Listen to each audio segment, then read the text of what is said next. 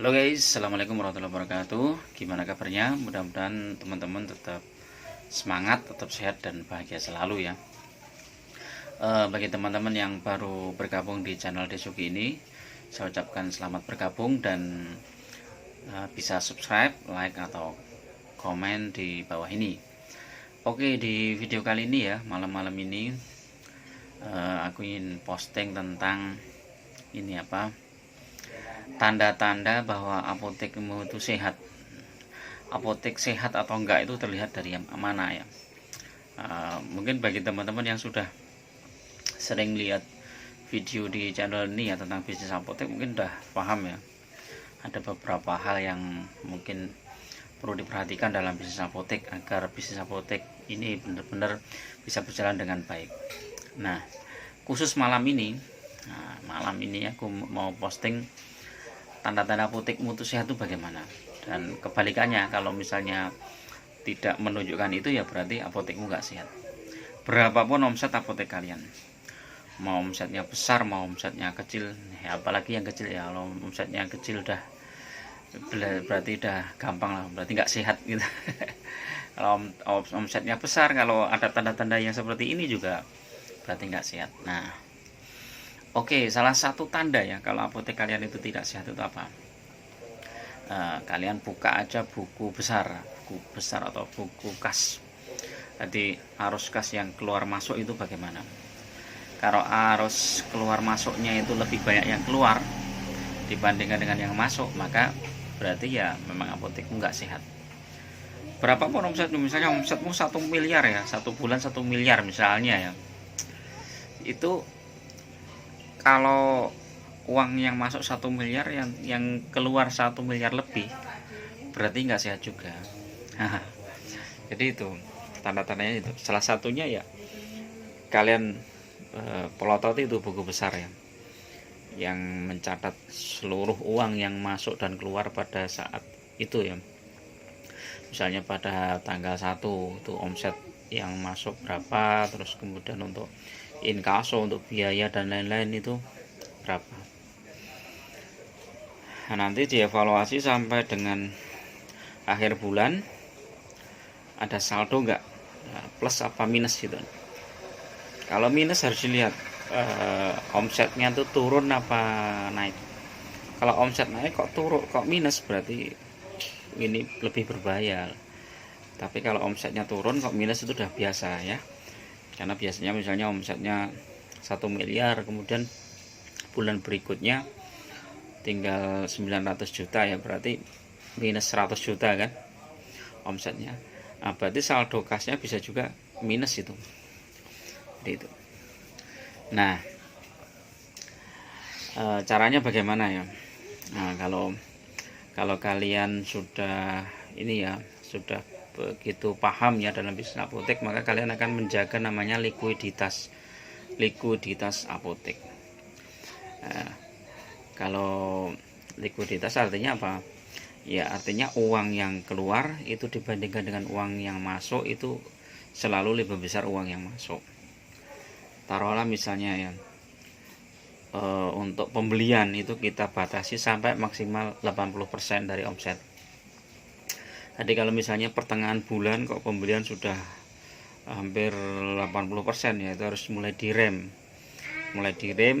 terus kemudian dicari obat-obatan yang betul-betul kita sangat perlukan, fast moving ya, yang insya Allah terjual pada bulan itu kita stok. Kalau yang obat-obatan yang belum yakin kita laku di bulan itu, ya kita berhenti dulu, nggak order dulu.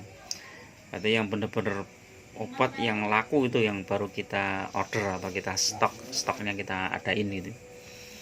Jadi itu biasanya kayak gitu. Jadi kita punya, aku dulu di apotek itu punya buku pembelian versus omset.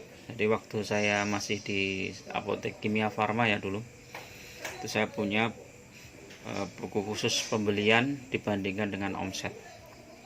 Sampai dengan hari ini misalnya omset misalnya sudah 100 juta, pembelian sudah hampir 80% ya, sudah mulai direm. Kalau lebih dari misalnya 90% ya berarti pembelian harus mulai dikurangi, sehingga inkaso untuk bulan berikutnya itu enggak membebani operasional, membebani keuangan apotek. Jadi itu ini termasuk ini ya, selain pembelian kan kita juga memperhitungkan operasional, biaya operasional. Jadi kalau misalnya pembelian sudah 8, ibaratnya untuk biaya operasional tuh ya mungkin sekitar 10% apa 12%, jadi masih ada laba sekitar 8%. Jadi itu, jadi yang paling pokok itu adalah kita menjaga persentase antara pembelian dan penjualan, sehingga inkasonya untuk bulan berikutnya itu bisa terjaga. Jadi itu ya.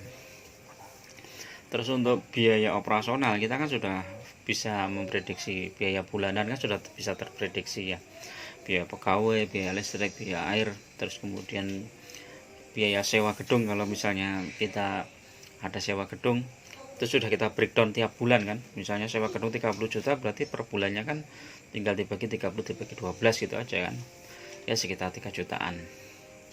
Jadi kan udah kita breakdown di situ, jadi kita bisa mempertimbangkan. Nah, kalau indikator ini ada di apotek kalian, biasanya likuiditasnya positif, berarti kemungkinan apotek kalian itu sehat.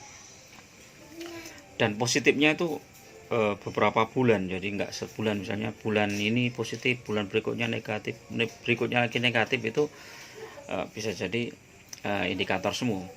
Jadi misalnya dalam 3 bulan terakhir ini positif terus kemudian bulan berikutnya positif, walaupun positifnya sedikit itu enggak masalah.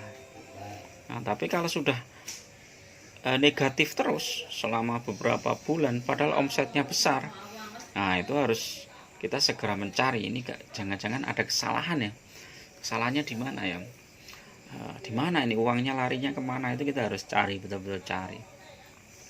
Jadi itu salah satu indikator ya keuangan. Terus indikator yang lain apa, cek stok, apakah stoknya itu banyak yang selisih apa enggak. Itu tuh, kalau stoknya banyak yang selisih berarti hati-hati, bisa jadi ada barang hilang atau ada penjualan tetapi nggak dimasukkan ke omset. Jadi itu. Terus berikutnya adalah setelah stoknya, kemudian uang setoran itu selisih kasnya itu nggak banyak, ini berarti sehat apotek kalian. Jadi uang setoran nggak selisih banyak, jadi misalnya selisih ya 5.000 10.000 itu udah wajar lah. Biasanya kan ada kembalian yang mungkin diganti pakai permen atau pakai vitamin tapi kita lupa masukkan, itu kan biasa. Jadi itu ya guys.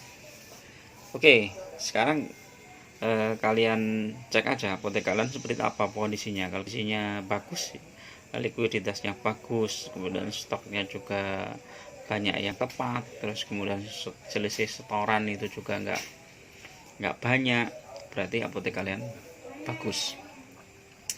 Tapi kalau kebalikannya berarti nggak sehat.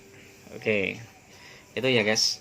Nah, itu dulu untuk tips bisnis malam ini. Mudah-mudahan kalian tetap semangat, tetap sehat dan bahagia selalu. Assalamualaikum warahmatullahi wabarakatuh.